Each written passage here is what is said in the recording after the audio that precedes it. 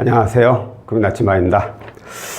제게 문의를 주시는 분들 중에 간혹 내가 개인회생 면책을 받았는데 어떻게 하면 신용점수를 좀 빨리 그리고 많이 이렇게 올릴 수 있을까요? 라고 문의를 주시는 분들이 계십니다.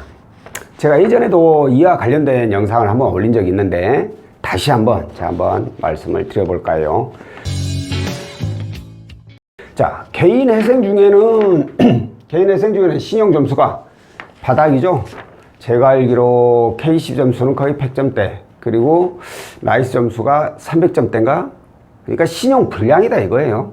그래서 굉장히 낮은 신용점수로 인해서 뭘 할 수 있는 것도 아니고 할 수 없는 상황이죠. 그렇게 어렵게 해서 이제 면책을 받았으니 당연히 신용점수를 올려야 되겠죠. 자, 그러면 신용점수 올리는데 가장 중요한 게 뭘까요? 제가 몇 가지 생각해 봤는데 제 결론은 이거예요. 이거 신용카드. 신용카드만큼 신용점수 올리는데 가장 중요한 역할을 하는 게 없는 것 같아요.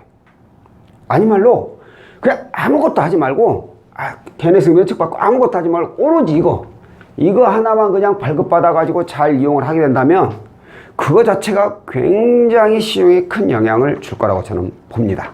자, 그러면 신용카드 발급이 굉장히 중요하다고 했는데 이 신용카드 발급을 받기 위해서는 또 나도 그에 걸맞는 조건을 또 갖추어야 되잖아요.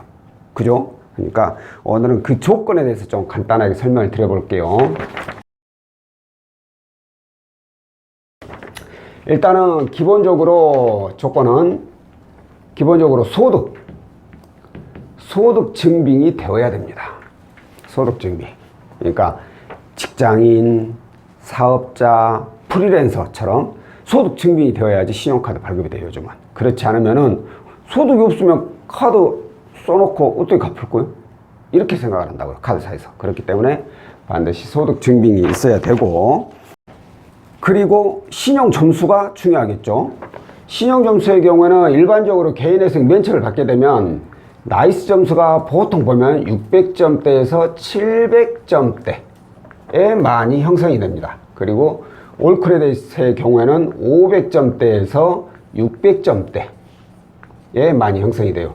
만약에 내가 면책을 받았는데 나이스가 700점대고 올 크레딧이 600점대다.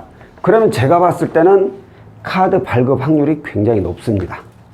그런데 개인 회생 중에 뭐 이런저런 내용으로 인해서 이 점수라면 일단은 발급이 쉽지가 않을 거예요. 그런다고 해서 그냥 포기해라, 그건 아니고요. 그 부분은 또 제가 조금 이따 또 알려드리기로 하고, 자, 내가 개인 회생 중에 땡땡은행의 신용카드를 굉장히 좋게 봤어. 신용카드 여기가 뭐 할인율도 좋고 포인트도 좋고 뭣도 좋고 이것도 좋아. 내가 개인회생 면책 받고 나면 반드시 여기 은행의 신용카드를 이용할 거야 라고 계획을 세우셨다. 그러면 미리 사전 작업을 좀 해야 됩니다. 뭐 사전 작업하니까 용어가 좀 이상하긴 한데 내가 할 수 있는 것들을 먼저 최대한 해야 된다는 거예요. 그게 뭐냐?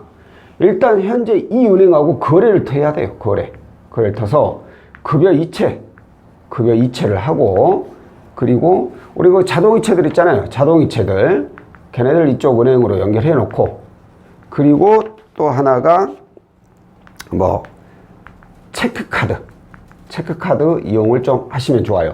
일단 개인 회생 중에는 신용카드를 이용 못 하잖아요. 하지만 체크카드는 이용이 가능해요. 그러니까 이 체크카드를 이용을 해 놓으시면 아무래도 해당 은행에서 카드 발급률은 좀 더 높을 수 있어요. 왜? 이거 거래한다고 해서 신용 점수가 올라가진 않아요. 뭐 체크카드 이용하면 신용 점수 올라간다는데 너무나도 미미해서 제가 봤을 땐 크게 의미 없고, 이렇게 미리 사전 작업을 해 놓으면 내가 면책받고 이 정도의 신용 점수여도 해당 은행에서 아무래도 내부 등급이란 게 있기 때문에, 내부 거래량이 있기 때문에, 그것 때문에 좀 더 나은 점수를 부여받을 수 있고, 그로 인해서 발급될 확률이 더 높다라는 거죠. 이렇게 해서 본인이 원하는 금융사의 카드를 발급받으면 아주 좋은데 점수가 낮아서 안 돼. 그래가지고 이 금융사에서 카드가 발급이 안 돼. 예를 들어서 그러면 그때는 어떻게 해야 되느냐?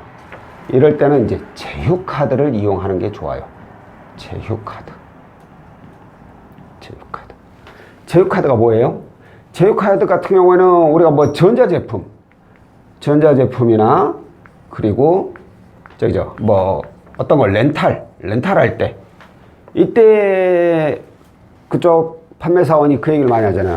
이 카드를 발급받으시면은 할인이 되고, 이 카드를 발급받으시면 뭐 포인트로 뭐 렌탈비를 좀 줄여주거나 이런 게 있잖아요. 이 제휴카드는 발급률이 일반 신용카드보다 높습니다. 왜? 이 물건들 팔아야 되니까. 그래서 일반 신용카드 사회보다 자격 조건이 좀 더 완화되어 있어요. 그래서 이런 데를 이용을 하면 좀 더 확률이 높다라고 생각하시면 되고, 아니 이것도 안 되고 이것도 안 되고 나 다 안 되는 것 같아. 그러면 마지막으로 볼 게 뭐 있냐?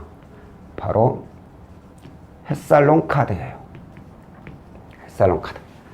햇살론은 서민금융진흥원에 문의를 하시면 되는데, 일반적으로 이런 카드를 이용을 못 하시는 분들에 한해서 신용카드를 발급을 해드려요.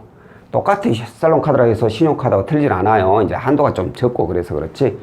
이것도 신용카드하고 역할이 똑같아요. 그러니까 이걸 발급받으시면 되는데, 간혹가다 이런 분들이 있어요.